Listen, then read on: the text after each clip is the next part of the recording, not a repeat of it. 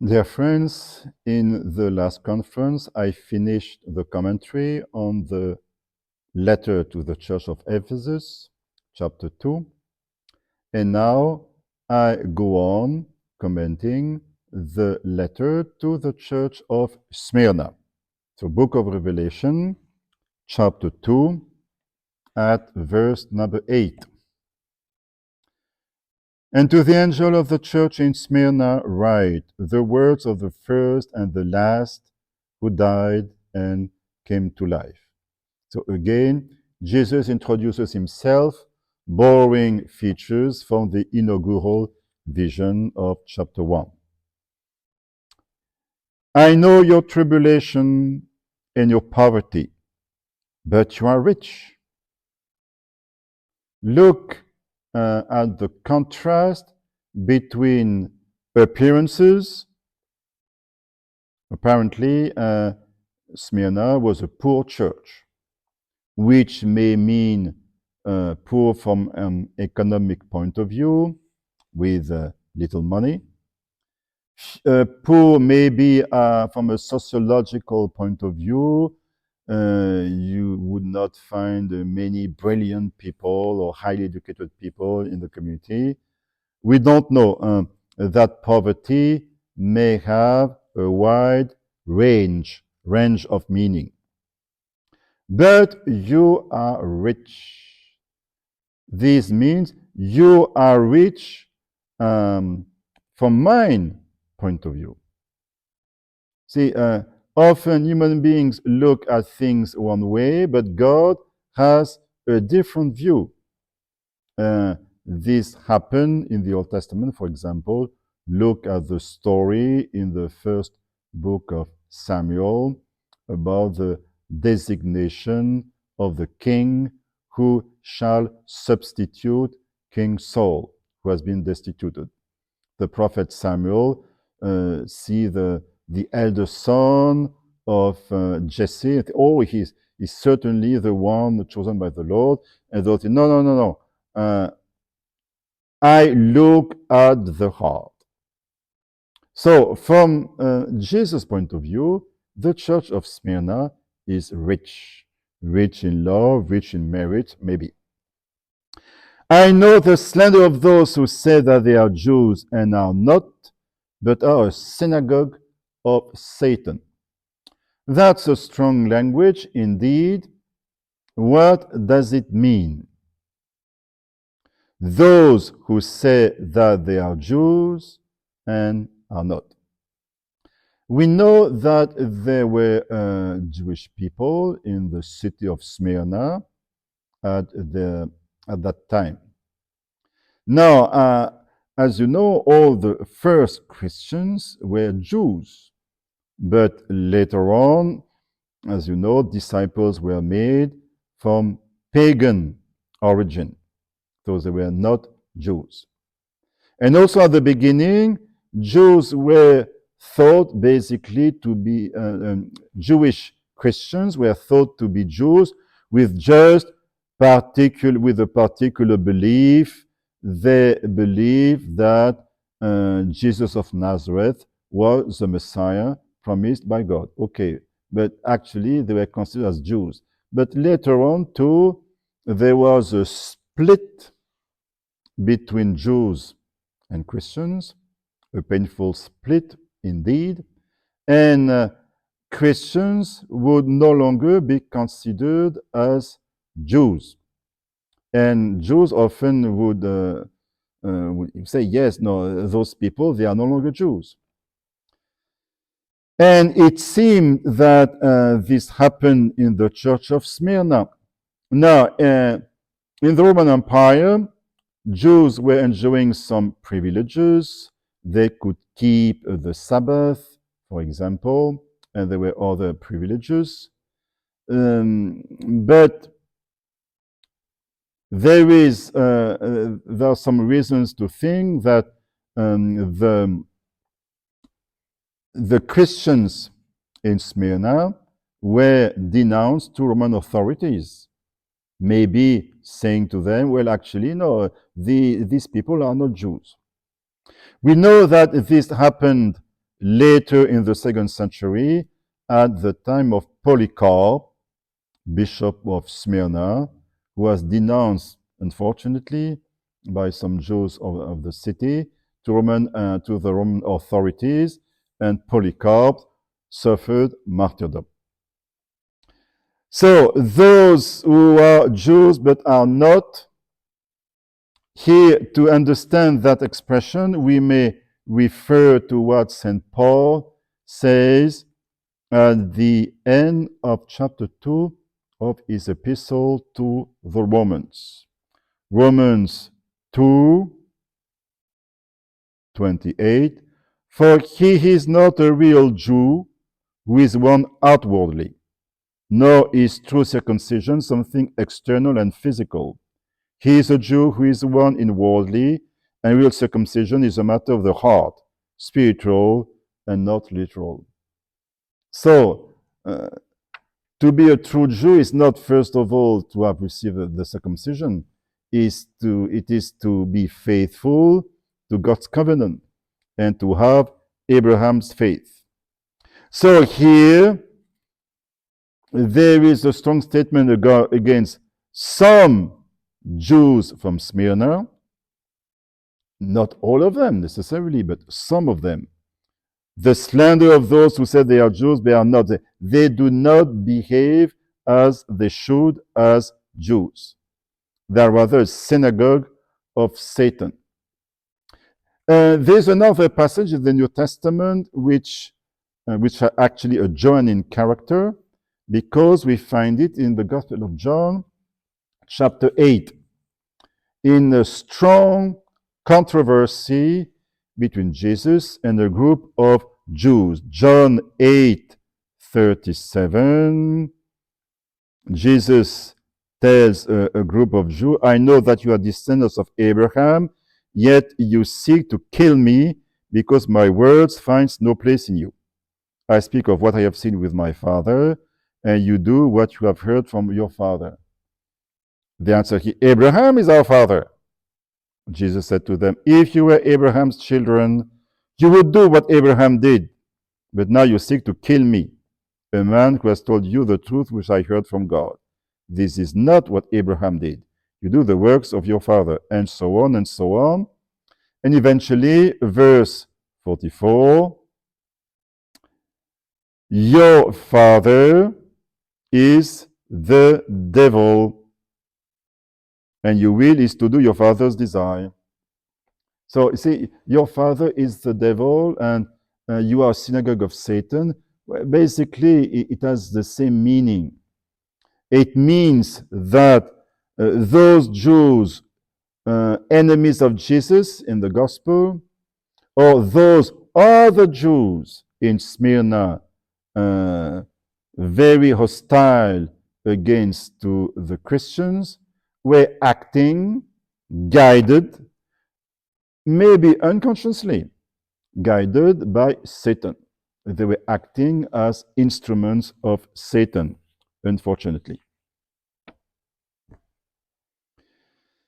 Do not fear what you are about to suffer. Behold, the devil is about to throw some of you into prison, that you may be tested, and for 10 days you will have tribulation. So Jesus announces to Smyrna that this church will have to suffer. The devil is about to throw some of you into prison. Well, not the devil by himself, but the devil inspiring some people to do that, to do just that, at least to put some Christians into prison. That you may be tested, and you will have tribulation for 10 days. The specific meaning of that time is not very clear. But anyway, at least we can say that it shall be a short tribulation, only 10 days. Be faithful unto death, and I will give you the crown of life. So there is no reproach in this letter, which is quite nice for the church of Smyrna. But there's an exhortation to faithfulness even in tribulation, because uh, Christians have to suffer tribulation. They are not exempted from trials. Be faithful unto death. Unto death. Because it's not enough to be faithful for some time, even a couple of years. We know in the Bible that there are some people who began very well, but whose end of life was really sad. Think of King Solomon, for example. He began his reign as a wonderful king, full of wisdom, very faithful to the Lord, as his father David had been. But when he grew old, he was seduced by pagan women and allowed them to build pagan shrine in the Holy Land. And he himself would go and offer incense on those pagan altars. So he was severely unfaithful. So it is important for Christians to understand that Christ is sensitive to faithfulness. Faithfulness unto death. Be faithful unto death, and I will give you the crown of life. Then we have the same formula. Let him hear what the Spirit says to the churches. He who conquers shall not be hurt by the second death. Another mysterious expression, but here that's not too difficult to understand, because the second death is mentioned again in chapter 20.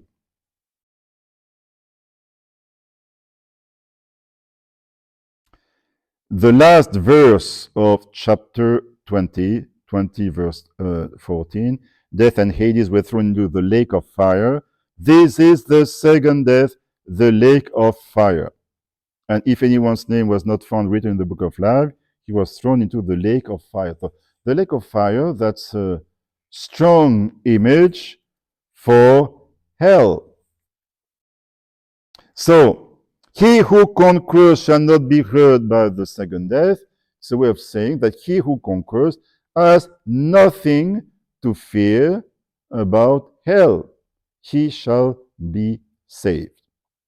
So you see this little church of Smyrna, a poor church, but a faithful church, and very much appreciated by Jesus, who exhorts the local community to faithfulness unto death.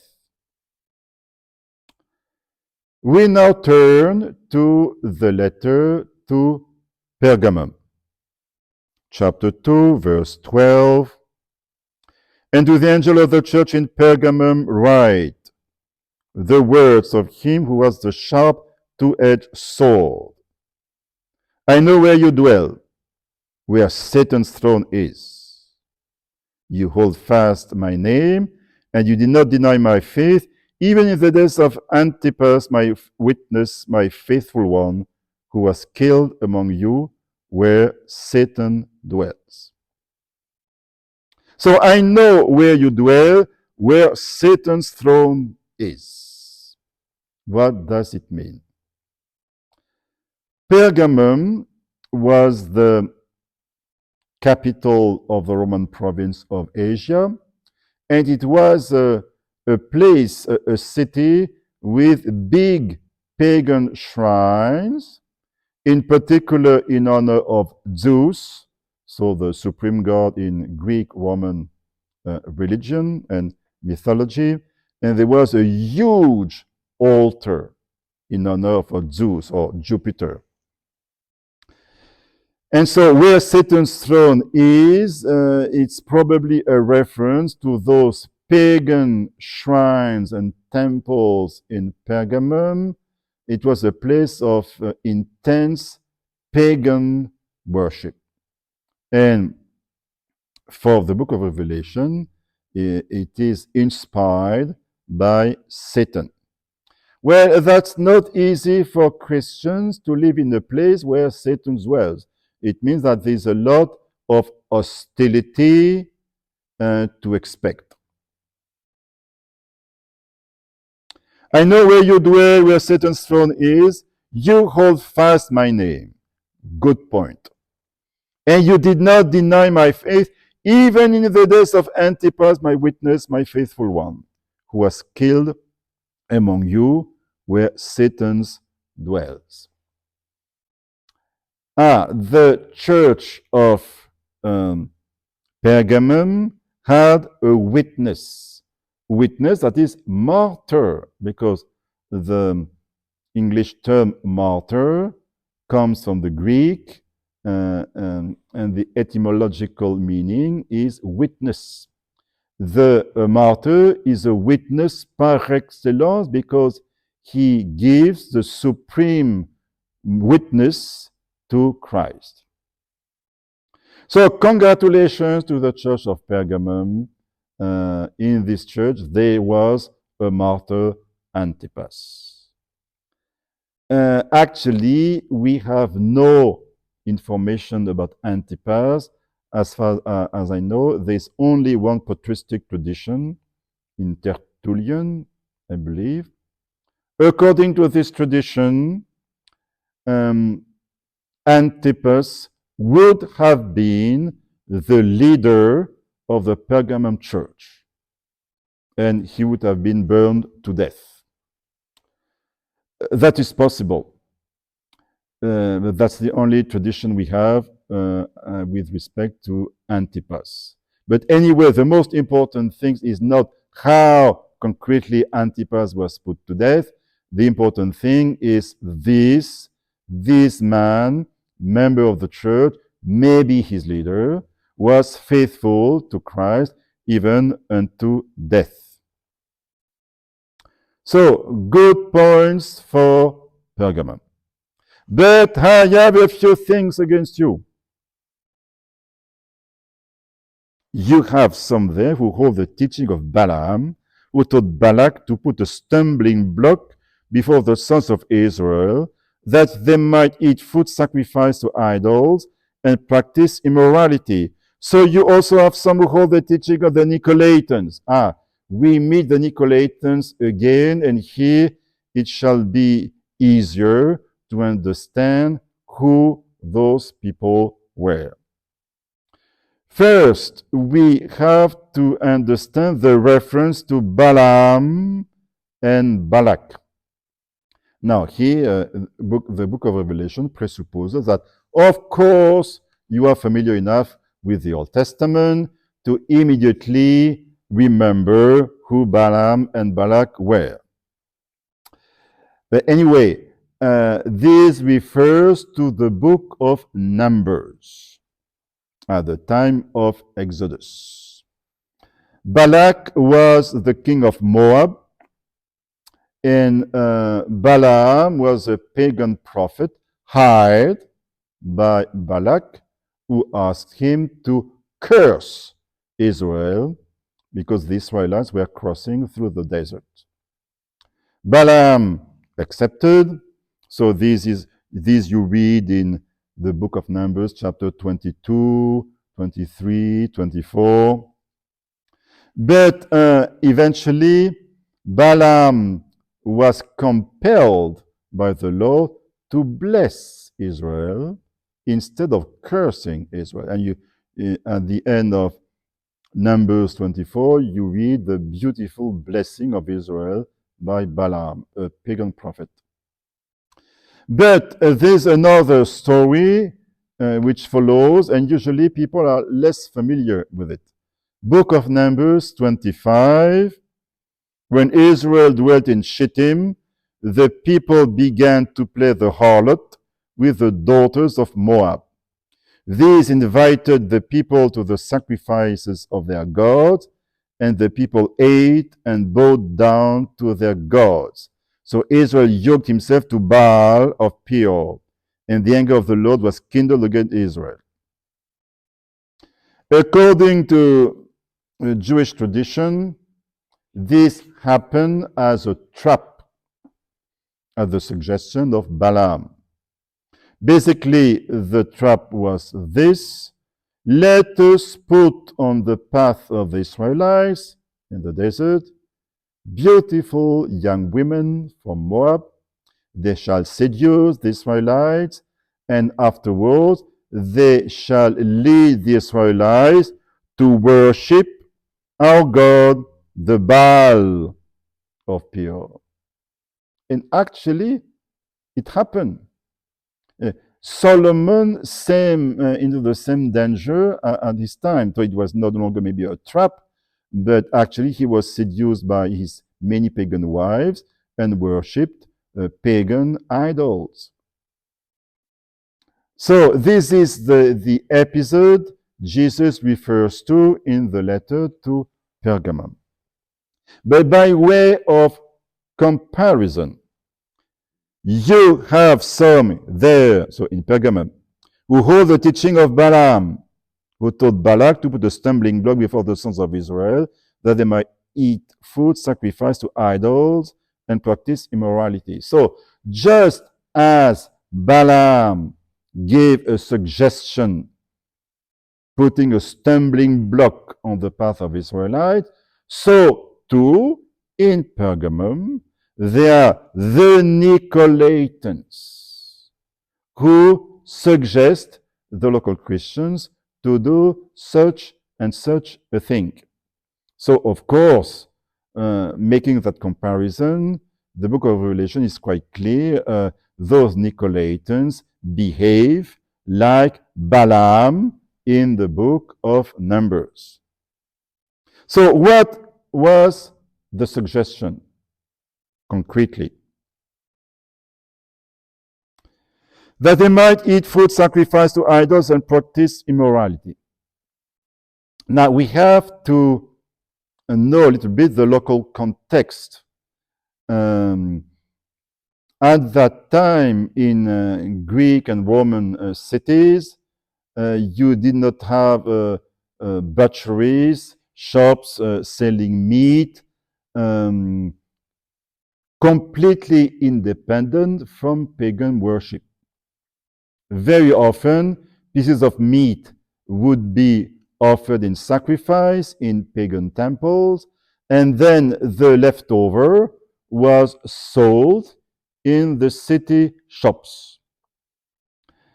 And so the Nicolaitans, there are plenty of hypotheses on the Nicolaitans. Here too, I shall not enter into all the details. All the main explanations which have been offered directly go to the explanation which I think is the simplest one. I think the Nicolaitans were Christians suggesting, well, let us keep a low profile, let us behave like the pagans, let us take part in pagan ceremonies, because all citizens in good standing were expected to participate in those pagan ceremonies. And if you would not participate, people would look at you badly. Are you really a good citizen? So the Nicolaitans basically would say, let us keep a low profile, let us imitate what pagans do. We may eat food sacrificed from idols, and so practice fornication, literally. Now, prostitution. It probably does not refer to physical prostitution, but to metaphorical prostitution, according to what we see in the prophetic books of the Old Testament. What is metaphorical prostitution? It is religious infidelity. God was considered as the bridegroom of Israel, and Israel was the groom. Well, that's the theme of the Song of Songs, but that's an image you find also in the book of Hosea, in the book of Ezekiel, chapter 16. And so every time Israel would become unfaithful to God, worshipping other gods, even though this was prohibited by the law of Moses, then Israel would be considered as a prostitute, unfaithful to the covenant. So I think here we have to understand this prostitution as meaning religious infidelity, unfaithfulness. So this means that the book of Revelation was considering participation to those pagan ceremonies as unfaithfulness. Which is a way of saying that Christians should not compromise with pagan practices, even though sharing those practices may spare them some trouble. Or again, let us do like other people, because otherwise we shall have trouble. People shall be hostile against us, and so on. No, no, no, please don't do that. You are not pagans, you are Christians. Do not practice any kind of fornication, unfaithfulness, and you have to behave as Christians. So Christ does not like Christians to make compromises with other religions. Repent then. If not, I will come to you and war. I will come to you soon and war against them with the sword of my mouth. But the sword in the mouth of Christ is the word of God. So the word of God denouncing compromises with pagan religions. So the compromise with pagan religions was a constant temptation in the times of the Old Testament. It remains a temptation in today's world for Christians, especially in places where paganisms become stronger and stronger. Places where it is more difficult to show a Christian testimony of life. But again, let us not compromise. Christians should not partake of pagan ceremonies. He who has an ear, let him hear what the Spirit says to the churches. To him who conquers, I will give some of the hidden manna. I will give him a white stone with a new name written on the stone, which no one knows except him who receives it. So, double promise. The hidden manna, probably an image of the Eucharist. Remember that the book of Revelation shows the pilgrimage of the church in history as a spiritual exodus. The manna is an image of the historical exodus. It was the food given by God to his people to sustain his people in the desert. I think here the hidden manna is a reference to the Eucharist. A new name written on the stone, which no one knows except him who receives it. This has been explained in many different ways. I think the most important thing is the new name. In the Bible, we see different people receiving new names. Abraham becomes Abraham. Jacob becomes Israel. Simon becomes Cephas, Peter. A new name means a new mission given by God, a new personality given by God. So it's a beautiful promise. I see you soon for the next conference.